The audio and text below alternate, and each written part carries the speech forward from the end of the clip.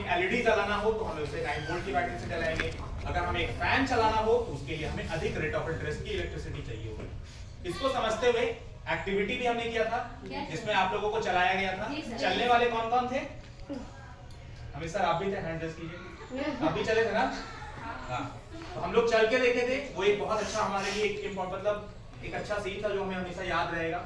उसके बाद हम लोगों ने इलेक्ट्रिसिटी से जुड़ा हुआ एक मॉडल बनाया था जिसका नाम था सिंपल सर्किट। उसमें हमने सिंपल ये सीखा था कि सर्किट एक कैसे बनता है, कैसे हम एक बल्ब जला सकते हैं। और उस सिंपल सर्किट को सिंपल सर्किट क्यों कहा जाता है उसके पीछे भी एक रीजन है, क्योंकि उसमें सारे सिंपल चीजों का यूज किया गया था।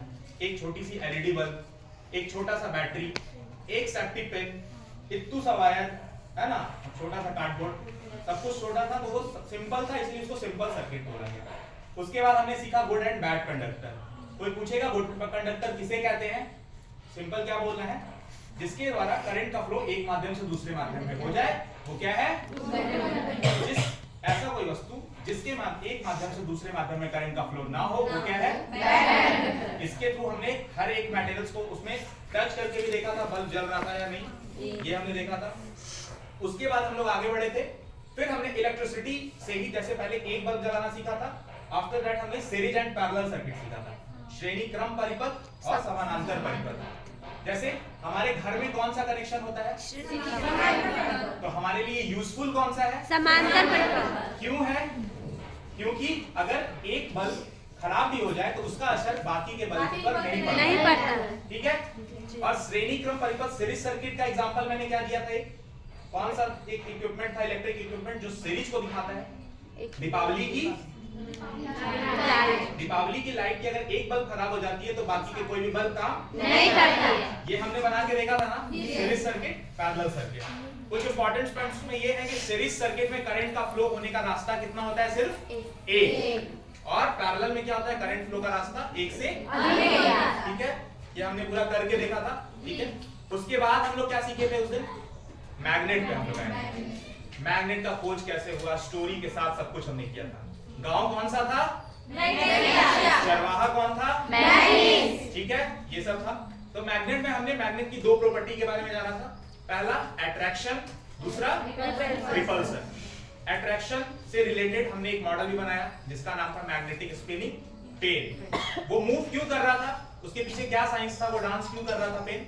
अगर कोई पूछे तो ये बोल सकते हैं कि हमने वो जो मॉडल बनाया था उसको ऐसे डिस्टेंस पे रखा गया था कि वो ना ही पूरी तरह से अट्रैक्ट हो पा रहा था और ना ही दूर जा रहा था। मतलब वो उसको खींचने की कोशिश तो कर रहा था, लेकिन वो इतना दूरी था वो पूरी तरह से खींच भी नहीं पा रहा था और अपने से दूर भी नहीं जा पा रहा था। इसी वजह से वो पेन अपनी जगह पर खड़ा होकर के वहीं पे मूव कर रहा था। इससे रिलेटेड फिर हमने एक गेम खेला था जिसका नाम था एंट हिल। उसमें कौन सा रूल फॉलो हो रहा था मैग्नेट का? अट्रैक्शन या रिपल्सन? रिपल्सन। क्योंकि जब मैग्नेट चीनी के नजदीक जाती थी तो चीनी क्या होता था? वो क्या था? अट्रैक्शन या रिपल्सन? इसके पहले हमने जाना था कि जब दो पोल एक जैसे हो तो क्या होता है, और जब दो अलग अलग पोल हो तो अट्रैक्शन होता है। ये सीखा था। इसके बाद हम लोग कहाँ आए थे? इलेक्ट्रोमैग्नेट पर, कि फैक्ट्रीज वगैरह में किस प्रकार के मैग्नेट यूज होते हैं। उसको बनाने का भी तरीका हमने देखा था। आयरन नेल पर हमने 25 गेज का कॉपर वायर लिया था और उसे 100 to 120 बार लपेटा, जिससे क्या हुआ था? आसपास एक मैग्नेटिक फील्ड बना था और वो एक हमारे सर्टिफिकेट को अपनी ओर अट्रैक्ट कर रहा था। इसके बाद हमने किस पे काम किया था? Syringe generator. उसमें हमने क्या क्या यूज किया था? 35 गेज का एक सिरिंज, मैग्नेट कौन सा था, क्या नाम था? नियोडीमियम मैग्नेट किया था। ये सबसे स्ट्रॉन्गेस्ट मैग्नेट होता है। ठीक है, वो मैग्नेट जैसे ही वो जो 1200 बार लपेटा हुआ था उस पे सिरिंज पे, वो जब उसके आर पार होता था तो जैसे ही वो मैग्नेट उस कॉपर वायर के पार जाता था वहां पे एक मैग्नेटिक फील्ड जनरेट होता था जिससे इलेक्ट्रिसिटी आती थी और वो हमारा बल्ब जलता था। और सबसे लास्ट में जो सबसे कठिन आप लोगों को लगा वो क्या था? हैंडमेड मोटर था। कैसे? वो मैग्नेट के थ्रू और इलेक्ट्रिसिटी के थ्रू मूव कर रहा था अपनी जगह पर। ठीक है, और हमने एक्टिविटी कौन कौन सी की इन 3 दिनों में? जो फन एक्टिविटी था, सबसे पहले 1 2 3 4 वाला, जिसमें आप सभी लोग डेयरी मिल्क खा चुकी थी। दूसरा एक्टिविटी क्या था हमारा? आपने चला ना, चल के आपने देखा था, हाँ रैंप वॉक किया था आपने। और थर्ड जो आज हुआ जी, एक बता रहा था एक्टिविटी करके, दूसरा दूसरे को बता रहा था, तीसरा तीसरे को। तो ये जो पूरी एक्टिविटी हुई, क्या आप लोगों को मजा आया 3 दिन में?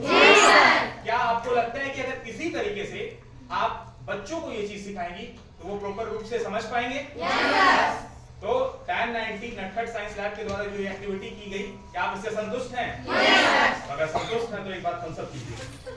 चलिए, थैंक यू।